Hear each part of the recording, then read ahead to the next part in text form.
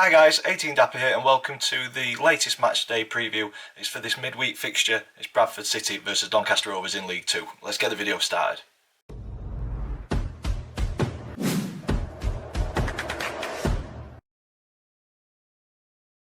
So guys, welcome to the latest match day preview. Bradford City versus Doncaster Rovers, the rearranged fixture in League 2.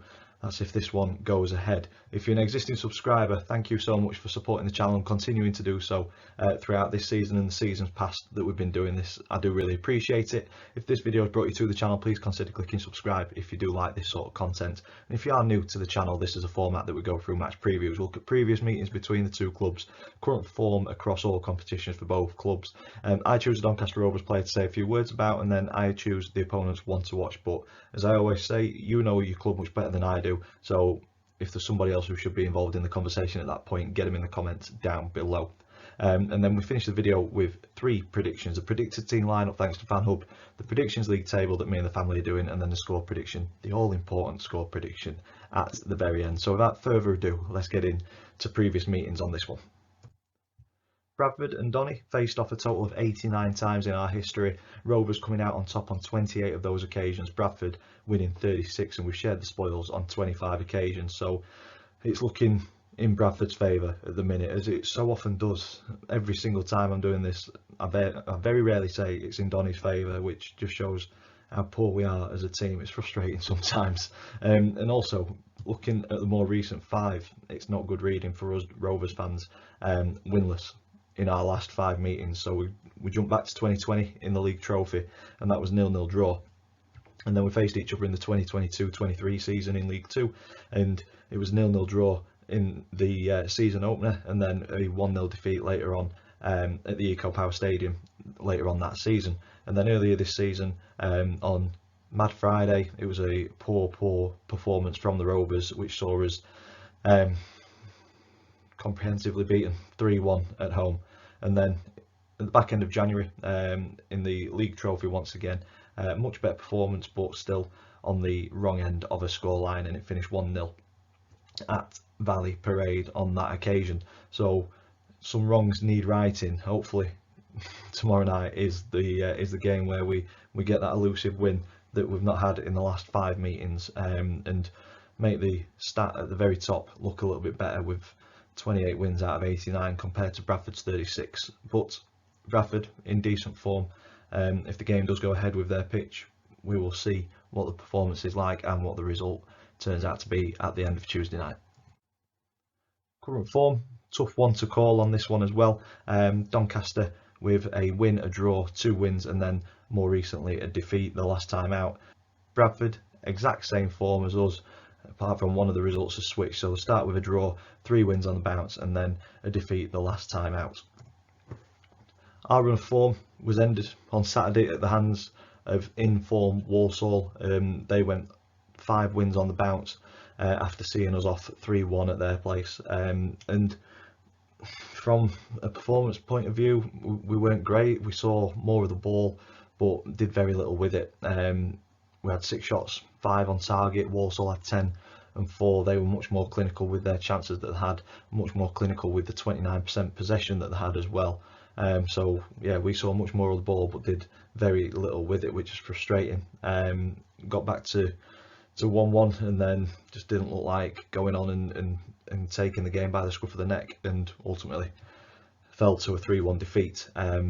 But for me, the season's done. I've said it a few times on the channel. I think the season is over and out really. The good run of 5 unbeaten recently has all but secured our League 2 status this season, and that was ultimately the main aim when we were looking down a barrel before we went down to Sutton and managed to secure a point there.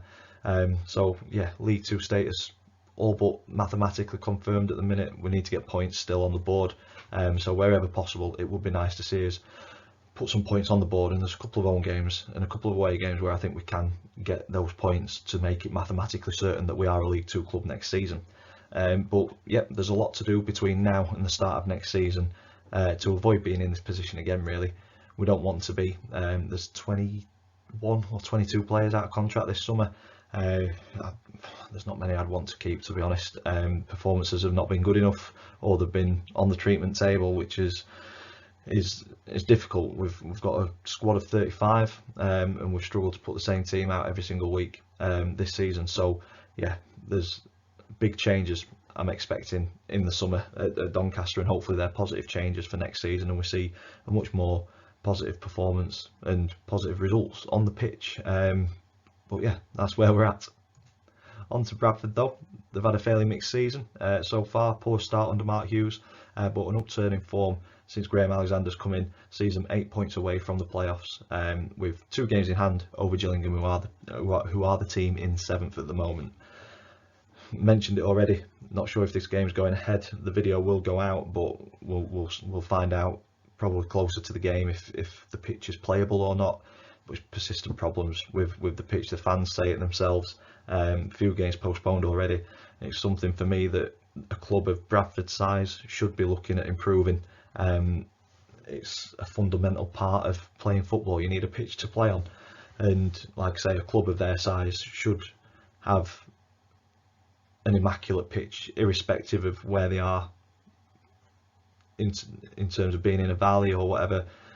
They know where they are or where the stadium's situated. So for me, the drainage should be in place to keep the water off of the pitch, but I am not a trained groundsman, so I don't know. I just say it as I see it, and it's a bit of a mud bath at the minute, and it's been a persistent problem which you'd think a club of Bradford size would try and address. If you know more about it, please get it in the comments down below. As I say, I always do like to be educated on things that I don't know, so that I actually know what I'm talking about a little bit more. But on to Bradford a bit more. Unbeaten in 4 league games since knocking us out of the EFL trophy in January, but have since missed out on that trip to Wembley after falling to a 1-0 defeat to Wycombe in the semi-final. So yeah, their only focus now is the league. Playoffs is an outside chance, and they'll want to put 3 points on the board tomorrow night against Donny. On to player profile. For this one, I've gone with Kyle Hurst, 21-year-old left winger. A bit of a frustrating season for Kyle so far this season. He's missed big parts of it through injury. I don't think he's been the player that he was last season when he's had them opportunities off the bench this year.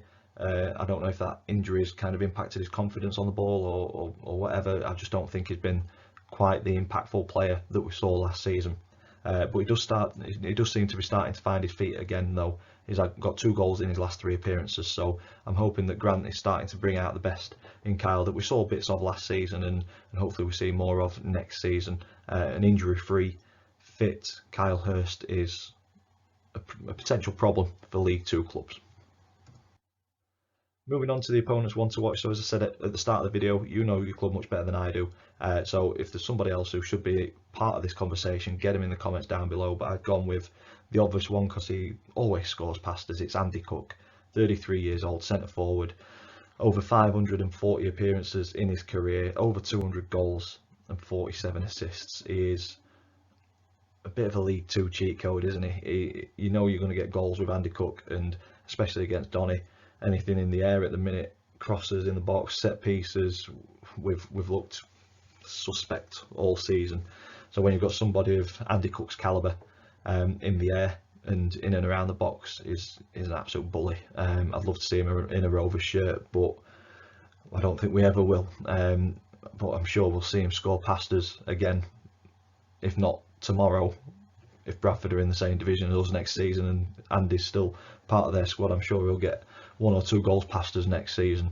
But yeah, for me, one to watch. 15 goals this season, I believe, a couple of assists. Yeah, he's a decent League 2 striker. Can't say anything more than that. On to the predicted team lineup. So this is thanks to FanHub. If you've not downloaded the app yet, please go ahead and do so. Plenty of features to always get stuck into. For me, it is the predicted team lineup that I'm always banging on about, and this is my predicted team lineup for tomorrow night's fixture. Changed a couple of players since my last one, but I've gone with Low Tatala in goal, a back 4 of Sterry, Anderson, Wood and Maxwell, midfield 3 of Craig, Bailey and Westbrook coming back from injury. It'd be nice to see him get a start and see what he's like after his injury. And then Adelaide on the right, Kyle Hurst on the left, Molyneux's picked up a bit of a knock. We don't know if he'll be fit enough for Tuesday or not. So I've kept with Adelaide and Hurst with Ironside up front. That may be the 11 that gets us some points tomorrow. I may be wrong, as I have been so often this season. Moving on to the Predictions League table, this is where I'm not doing too badly, if I may say so myself. Me and the family predict the scoreline for every single league game. If we get the scoreline spot on, we get 3 points. If we get the outcome right, but not the scoreline, we get 1 point. If we get it completely wrong, it is no points. And I went with a 2-1 defeat against Walsall. We got beat 3-1, so I get 1 point. The rest of the family went with wins or draws, so no points allocated to them. So I extend my lead at the top to 12 points. 28 points in first, Chris in second on 16, Max in third on 15 points, and Dad still propping us all up on 10 points in fourth. Yeah, I think I've won the trophy back. Confident. On to my score prediction. So the all important score prediction, and as I say, our season's done. We need to get points on the board just to kind of confirm our League 2 status. But I think the carrot is bigger for Bradford at the minute, with that gap between them and the playoffs being smaller, so they can chase that final playoff spot down. So I think that motivation will be enough to see us off tomorrow night if the game goes ahead. And I am going with, unfortunately, a 2-0 defeat. Hope I'm wrong. I do want to see us beat Bradford. Like I say, it's been an elusive victory. We've not won in our last 5. It'd be nice to change that, but I don't think tomorrow will be the time that we do. I'm going Bradford 2, Donny 0. Got to predict with your head and not your heart. If it was a heart, it'd be a win every single time. And that is where I'm going to leave this one. If you've enjoyed it, please stick a big thumbs up on it for us, please. Comments in the section down below. Subscribe if you haven't already. And as always, thank you for watching, and I will see you in the next one.